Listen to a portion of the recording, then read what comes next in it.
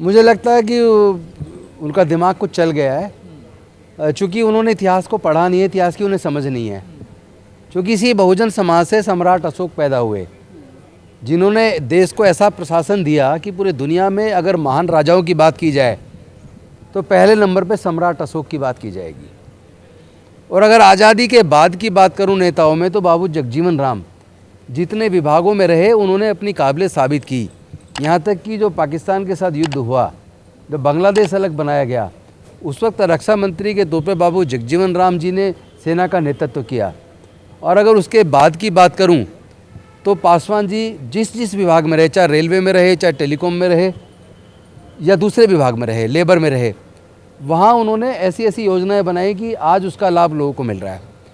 और अगर उत्तर प्रदेश की बात करूँ तो बहन कुमारी मायावती जी मुख्यमंत्री बनी तो उनका प्रशासन की तो चर्चा पूरे देश में आज भी लोग करते हैं कि अगर शासन कोई बेहतरीन सबसे अच्छा रहा तो उत्तर प्रदेश के अंदर बहन कुमारी मायावती जी के नेतृत्व में रहा।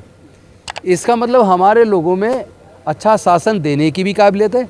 और अगर इंटेलेक्चुअल्स की बात करूं, जिस तरह वो कह रहे हैं इंटेलेक्चुअल तो ब्राह्मणों में पैदा होते हैं, तो डॉक्टर बाबा साहेब अम्बेडकर जी के मुकाबले का इंटेलेक्चुअल तो भारत में तो कोई है नहीं।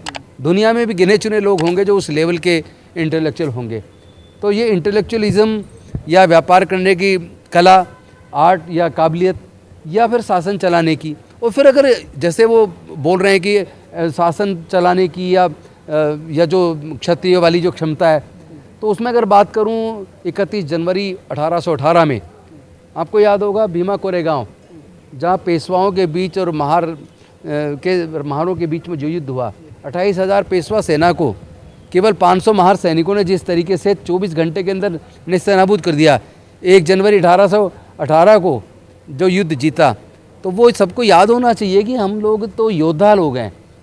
और हम लोग वैसे भी पैदाइशी इंजीनियर, मरे हुए जानवर की खाल उतार के उसको गला के उसी से जूते बना देते हैं, उसी से हैट बना देते हैं, उसी से जैकेट बना देते हैं, उसे बेल्ट बना देते हैं, उसे पर्स बना देते हैं।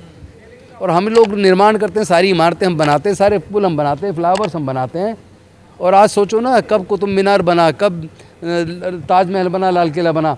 उस ज़माने में इतने बड़े बड़े पत्थर किस तरह ऊपर चढ़ाए होंगे, उसमें कितने मजदूर हमारे मरे होंगे, लेकिन वो इमारतें हमारे लोगों ने बनाई हैं जो आज भी खड़ी हुई हैं। आज जो सरकारें जिन ठेकेदारों से इमारतें बनवाती हैं, 100 साल में बंजर वो एकदम ज़मींदोज़ हो जाती, गिर जाती हैं, उनकी हालत ख़राब हो जाती है। लेकिन हमारे पूर्वजों ने जो इमारतें बनाई हैं, चाहे वो लाल किला हो, ताजमहल हो या दूसरे किले हों, और आज भी वो किस तरह खड़े हुए हैं। और फिर एक और आज का अगर लेटेस्ट नमूना देखना तो जो दलित प्रेरणा स्थल जो नोएडा के अंदर बना है, या डॉक्टर बाबा साहेब अम्बेडकर सामाजिक परिवर्तन स्थल जो लखनऊ के अंदर बना है, तो उसको आप देखें तो उसमें आपको नज़र आएगी कि किस तरह की काबिलियत पीछे से दिमाग काम कर रहा था, जिसने इतनी अच्छी सुंदर इमारत और इतनी मजबूत इमारत का निर्माण किया। और अगर आप ब्यूरोक्रेट्स की बात करें तो हमारे लोग एक से एक बेहतरीन ब्यूरोक्रेट हुए जिन्होंने देश के निर्माण में अपना भागीदारी निभाई है। हम ही लोग खेतों में फसल उगाने का काम भी हम करते हैं, निर्माण का काम भी हम करते हैं।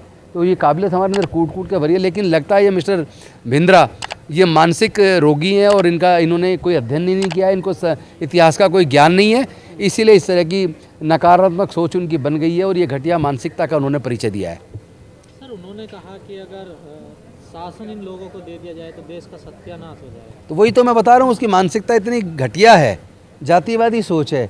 शासन दिया ना, बेंजी ने चला के दिखाया ना, तो इतने एग्जाम्पल हमारे सामने हैं। मैं खुद मंत्री रहा हूँ, मेरे जिस वक्त मैं था उस वक्त की परफॉर्मेंस देख लीजिए, उससे पहले वाली देख लीजिए।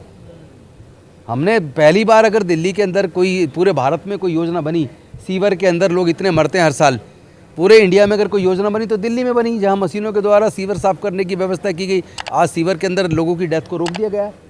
तो हमने कर दिखाया ना, इसके लिए हमारे अंदर काबिलियत है, क्षमता है कि कैसे काम किया जाता है। हम अगर कर सकते तो पूरे देश की सरकारों को करना चाहिए था। तो कहाँ गई काबिलियत? बाकी देश की सरकारें तो नहीं कर पा रही हैं, हमने करके दिखाया, तो काबिलियत तो हमारे अंदर जम जाता है। मौका तो मिलना चाहिए।